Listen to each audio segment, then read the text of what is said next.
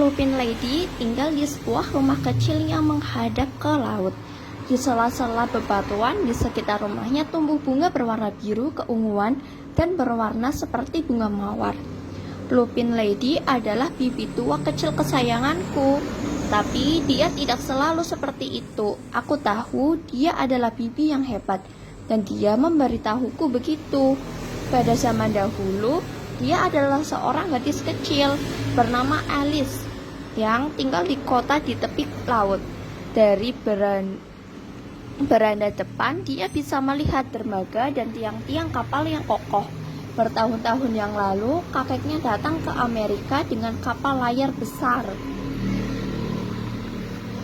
Sekarang dia bekerja di toko di bagian bawah rumah, membuat boneka dengan haluan kapal dan mengukir kayu Indian untuk dipajang di depan toko Kerutu.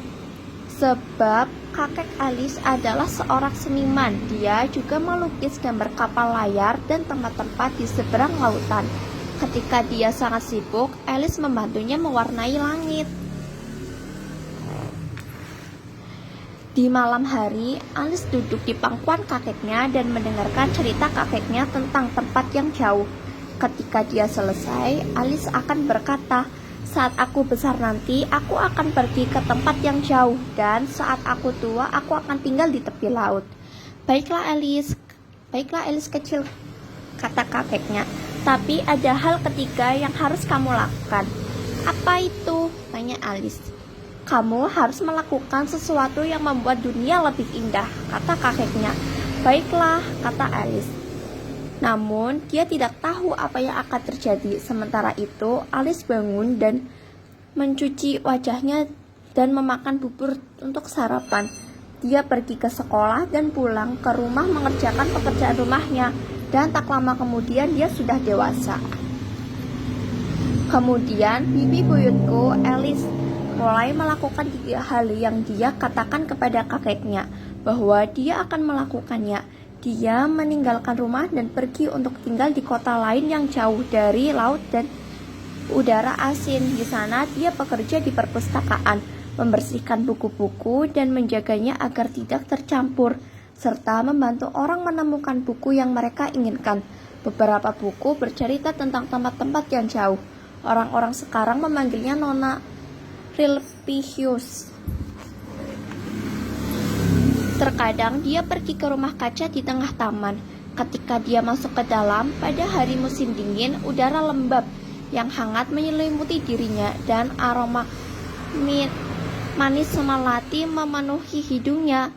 "Ini hampir seperti pulau tropis kecil," kata Nona Rumpius, "tapi belum sepenuhnya."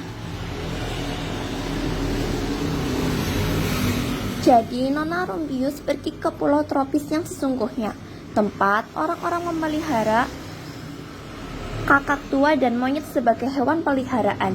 Dia berjalan ke pantai yang panjang, memungut kerang yang indah. Suatu hari dia bertemu dengan Bapak Raja sebuah desa nelayan. Kamu pasti lelah," katanya. "Masuklah ke rumahku dan istirahatlah." Maka Nona Rumpius masuk dan menemui istri Bapak Raja. Bapak Raja sendiri mengambil kelapa hijau dan memotong bagian atasnya.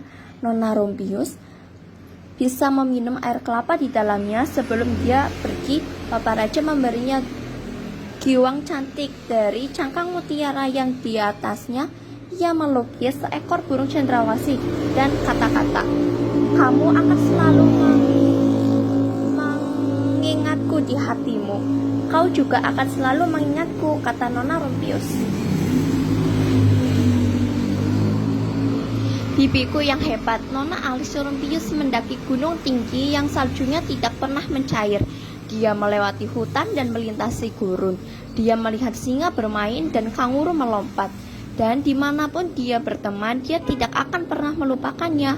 Akhirnya dia sampai di negeri yang sangat nyaman dan di sana saat turun dari unta, dia jatuh dan punggungnya terluka.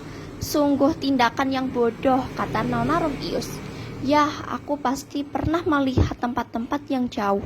Mungkin ini saatnya untuk menemukan tempatku di tepi laut." Dan memang benar, dan dia melakukannya.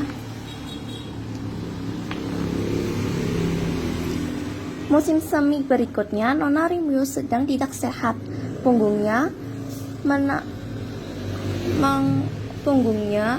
nunggunya lagi, dan dia tidak harus, tetapi dia tetap di tempat tidur hampir sepanjang hari.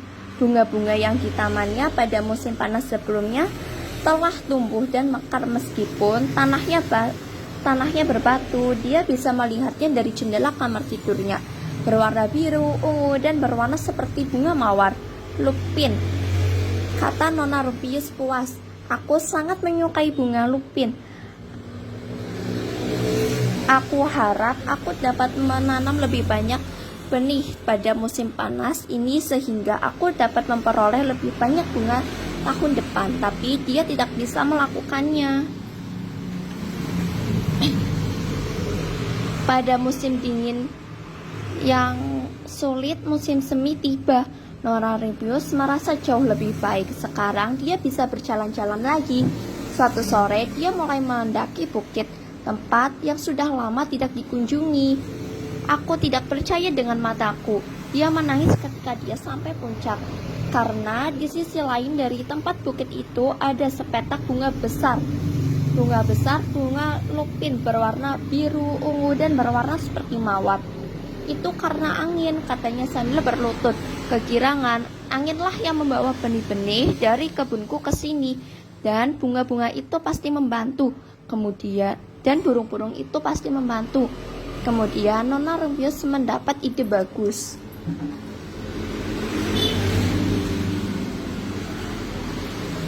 Dia bergegas pulang dan mengeluarkan kantong benihnya. Dia memesan ke rumah benih terbaik untuk mendapatkan 5 kantong benih lupin.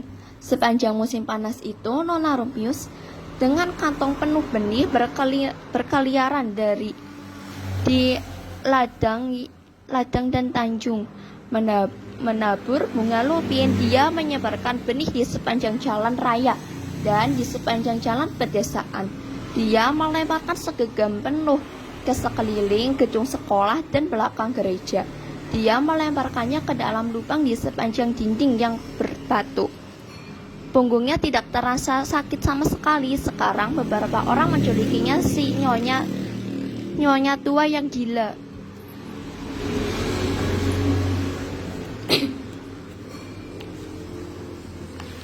Musim semi berikutnya, bunga lupin tumbuh di mana-mana. Ladang dan lereng bukit ditutupi bunga berwarna biru, ungu, dan berwarna mawar. Mereka mekar di sepanjang jalan raya dan di sekitar jalan kecil. Petak-petak terang terletak di sekitar gedung sekolah dan belakang gereja, di bawah lubang dan di sepanjang dinding batu.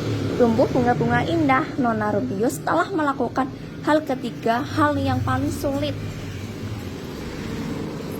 Bibi buyut Alice, Nona Rupius sudah sangat tua sekarang. Rambutnya sangat putih. Setiap tahun ada lebih banyak bunga lupin.